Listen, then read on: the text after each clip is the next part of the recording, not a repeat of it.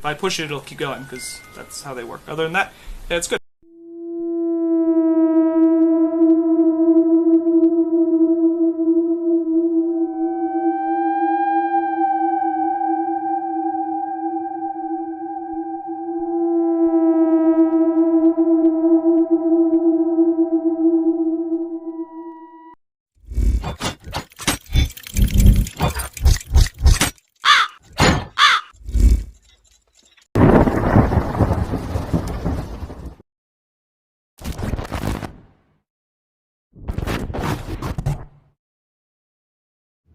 Ito ay mula sa TikTok page na Flat 7 Ghost, kung saan ang mag-asawang ito ay nakakaranas ng mga kababalaghan sa bahay nila.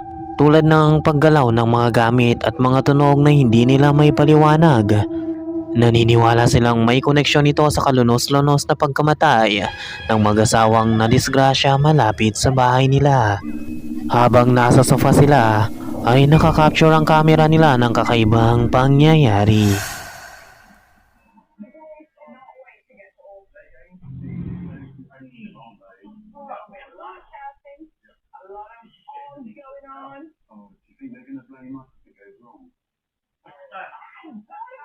Habang nakahiga sila ay biglang gumalaw ang upuan at sa umaga naman ay paggalaw naman ng baso ang nakunan ng kamera nila na talagang nagbigay takot sa babae.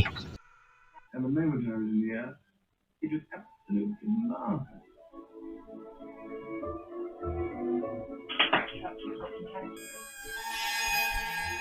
Isang gabi biglang tumunog ang front door na ipinagtataka nila dahil wala naman silang inaasahang bisita. Kaya habang papunta ito sa pintuan ay nirecord niya ito gamit ang cellphone. Right, so the doorbell's going. We're not expecting anyone. So I'm just filming just in case it is more activity.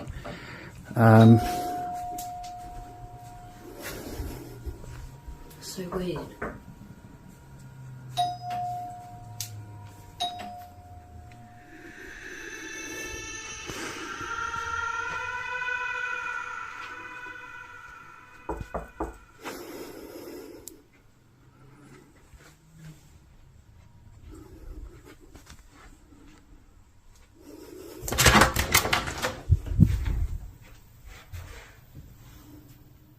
There's not even anyone out there. Why is it so bright?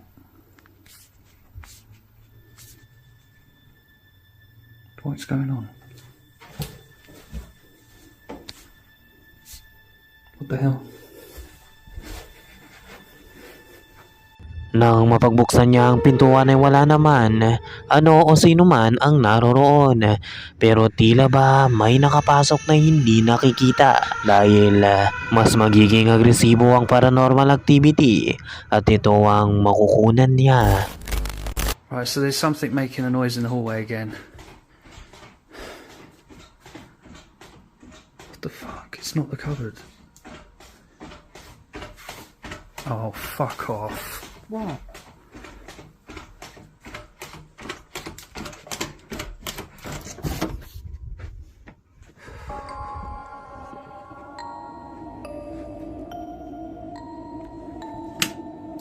There's no one in here. Behind the door. There's no one behind the door.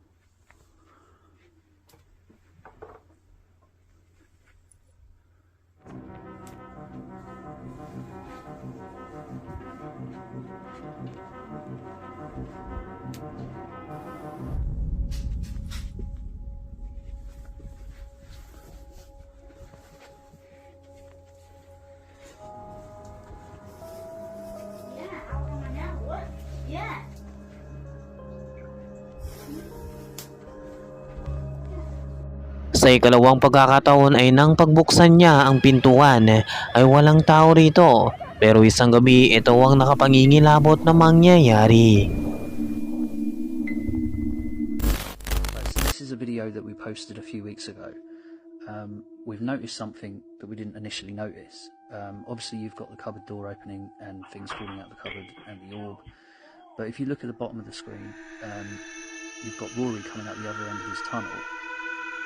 He looks like he gets attacked. It's really messed up. Look, here's a closer look.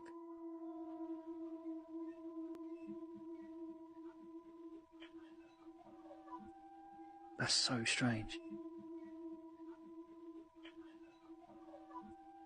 That's so strange. Kung mapapansin ay tila ba may umatake at gumalaw sa pusa. Hudyat na pala ito dahil sa susunod pang mga araw ay may makukunan na naman silang kakaiba. Again? So I'm just gonna... Isang dark shadow figure ang nakita niyang nakatitig at nakatayo habang nakasilip sa madilim na hallway at mabilis na nawala sa gilid. Agad niya itong pinuntahan ngunit walang senyalis nito ang nasa paligid. So isa kaya itong demonyo o ibang entity na pinaglalaruan sila o may mas masama pa itong balak sa mag-asawa? Ano sa tingin mo, Kamulti?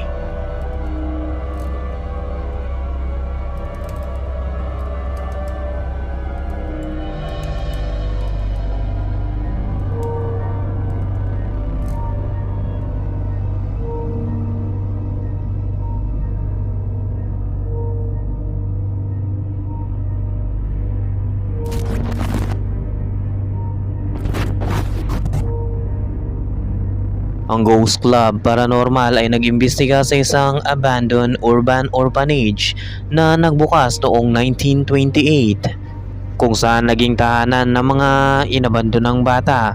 Ang masayang tahanang ito para sa mga bata ay napalitan ng hinagpis nang pumanaw ang may-ari nito. Di umano ay may nakabili nito at madalas nagsasagawa ng ritual sa loob ng gusali. Dahil sa abandonado na ito at sira-sira na ay pumasok sila upang mag-imbestiga. The doors even still on it. That is like a nightmare. So, reports were a 4-year-old child fell down the shaft after the doors had opened and they weren't aware that the elevator did not work and they fell to their death. No, don't go in there. Alright, I'm just gonna make sure I got it good. Look at that. Turn your camera off or your light off of it. Alright.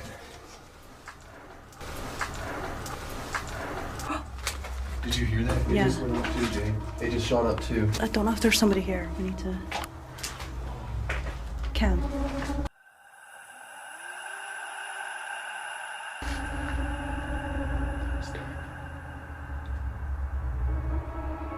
Sa pag-iimbestiga nila ay nakarinig na sila ng mga kalabog na nagmumula sa itaas ng gusali. Sinubukan nilang makipag-contact sa maaaring may gawa nito gamit ang REM pad, ngunit mukhang may iba silang makukunan. This might be a good time to also say that Jim is not here with us today because I had planned this investigation a while back. But I'm so glad that we are out here finally doing this. When I came out to Texas last year to do the Goatman's Bridge episode, it was actually one of the girls that we met on the bridge. It's lighting up.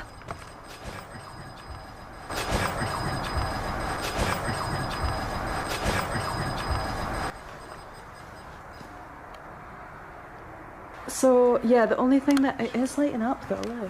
So yeah, the only thing that it is lighting up though, look. So yeah, the only thing that it is lighting up though, look. Isang boses ng lalaki ang ilang beses na naririnig at tila ba direkta ito kay Jade. Kahit na nasa ibang parte na sila ng gusali ay nagpatuloy pa rin ang boses ng lalaki. We're taking the creepy basement way. Okay, we could walk out the front door, but no, we're taking the creepy basement way. I just heard somebody talk.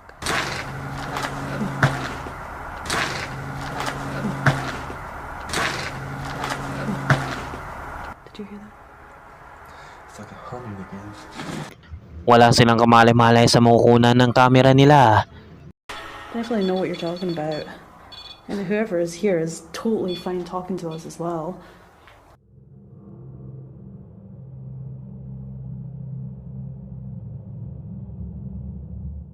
To us as well. To us as well. To us as well.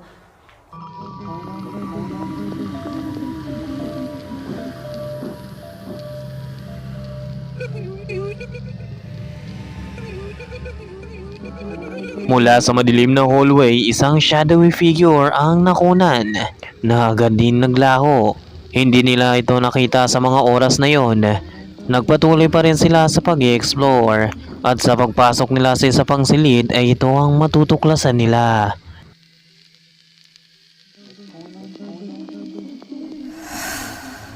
We found there's another. Dude, no way. Yep. What? Oh my god.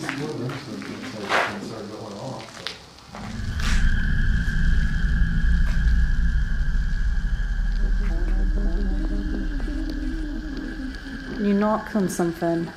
I don't want to leave, but I mean, we have no source of communication right now, so just in case something does happen.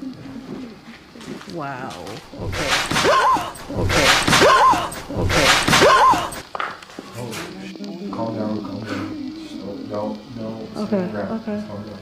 Muli ay isang napakalakas na kalabog ang muli nilang narinig sa paligid. Hindi nila matukoy kung saan ito nagmumula. So totoo kayang haunted ang orphanage nito? Ano sa tingin mo? I'm here. Behind you, look. Behind you. Ito ay na-upload rin sa TikTok at talagang misteryoso. Nagpapakita ito ng magkakaibigang nagcamping sa isang kabundukan na makikita sa Mexico. Matapos magpahinga sa kalagitnaan ng gabi ay nakarinig sila ng mga kakaibang tunog. Dito ramdam nilang may nagmamasid sa kanila mula sa kadiliman ng paligid. Sa pagsapit ng umaga ay nagising sila nang matuklasan nilang ang iba sa gamit nila ay nawawala na. Ngunit napansin nila ang mga bakas ng paa sa paligid. Kaya habang nililibot nila ang area ay isa sa mga kasama nila ang nakamonitor sa himpapawid gamit ang drone. Nakunan pa ng drone ng tila ba magnanakaw na siyang nakasunod sa kanila. Nang i-zoom in niya ang camera ay laking gulat niya dahil ang lalaking nakunan niyang naglalakad ay isa palang usa na nakatiting mismo sa camera kung saan mismo nakatayo ang lalaking nakunan niya.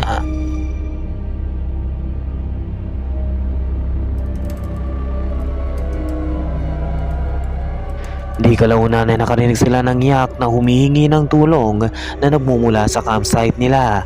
Muli ay nakuna ng drone ang body heat temperature na pinagmumula ng tunog. Habang tinataga ng lalaki ang damuhan papalapit sa nilalang ay wala naman siyang napansing kakaiba na tila ba walang sino man ang nasa harapan nito. Matapos nila itong ikwento sa mga lokal na naninirahan rito ay nagsabi silang isa itong spirit na pinaniniwalaang siyang dahilan ng pagkawala ng mga tao bago niya ito tuluyang bawian ng buhay. Ang iba naman ay nagsasabing isa itong skinwalker.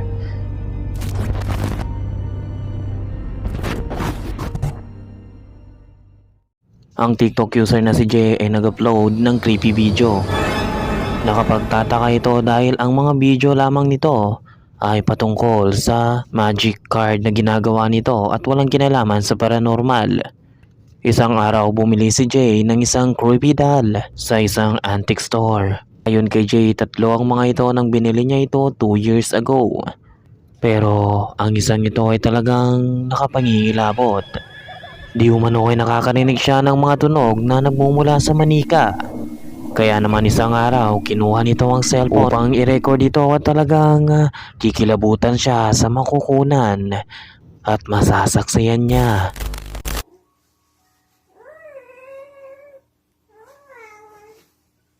I think I can see it on here. Hold on. Now it's stopped. Oh, wait, there it is.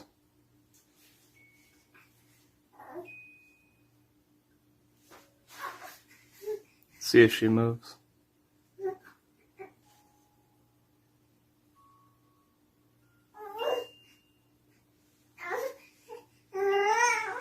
There it is. Biglang gumawa ng ingay ang manika na tila ba isang bata bago tuluyang gumalaw ng kusa sa loob ng box na kinalalagyan nito. Pakinggan mo ang mga sasabihin pa ni Jay patungkol sa manika. It's also nighttime, so I have kids sleeping, so I will be in this room, not near the doll, but I have one thing to show. The quality is really bad because I was filming from here, coming from my, oh, it's dark, hold on, my kitchen, which is quite a ways away. So, yeah, it's bad quality. It's far away. Sorry about that. Second, I have stuff on the shelf because I keep a lot of random shit everywhere. Like, everywhere. There's Jesus fighting Mr. Bill. Third, and probably most important, is I don't do spooky stuff. I do Magic the Gathering TikToks mostly. You know, paper cardboard cards. It's not like a horror account or anything, so it's not going to be a theme going on. The house isn't haunted, I just have a creepy doll. Because everybody asked, there's a little hole on the back, that's how I use the key to wind it. It's right there. Yeah, I haven't opened it. I'm sure it was open at some point. I think it's literally held together with tape. But I just haven't opened it since I've owned it. That's pretty much it. If I get another good chance to get a good video of it moving, I will put it on here. Ipiniliwanag nito na malabong may magpagalaw nito dahil ang bawat itaas ng aparador na kinalalagyan ng iba't ibang koleksyon niya ay punong-puno na. Diin ba niya ang channel niya ay walang kinalaman sa paranormal dahil patungkol lamang ito sa mga magic cards at iba pang content niya. Sa kauna-unahang pagkakataon ay binuksan niya ito upang ipakita na malabo itong gumalaw.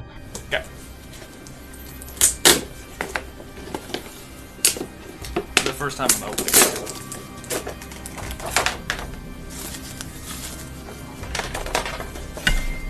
There. Stare into it. Stare. Okay, y'all can see. It's out of the box. It's got a little stand. Still wrapped feet. That's what it looks like on the back. Keys right here.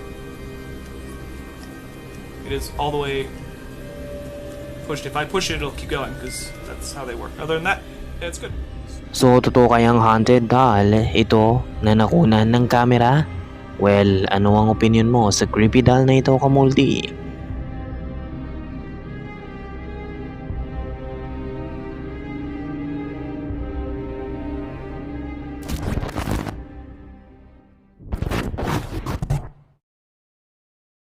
Ito ay na-post noong January 17, 2011 ng channel na Scary Video. Talagang kakaiba ito at talagang makapanindig balahibo. Nagtagal lamang ang film ng mahigit 12 segundo na nakunan sa labas ng abandonadong kastilyo sa kalagitnaan ng kakahuyan. Panurin mong maigi upang makita mo kung ano ang nakunan nila.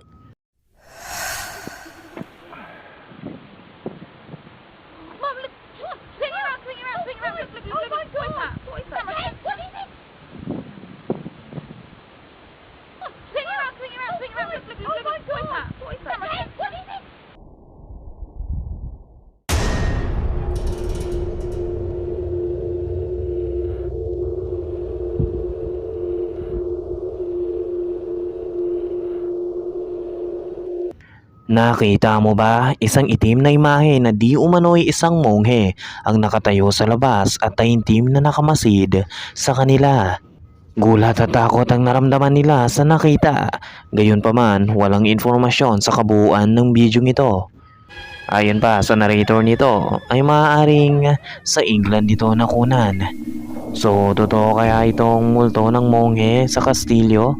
At kung ganun man, ay sana walang masamang nangyari sa mga babaeng nakakapture ng strange image.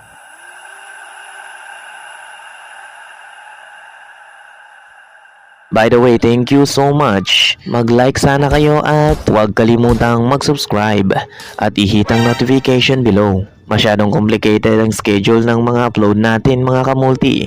In that way, mabilis ko kayong manonotify sa mga latest uploads natin. God bless and see you again.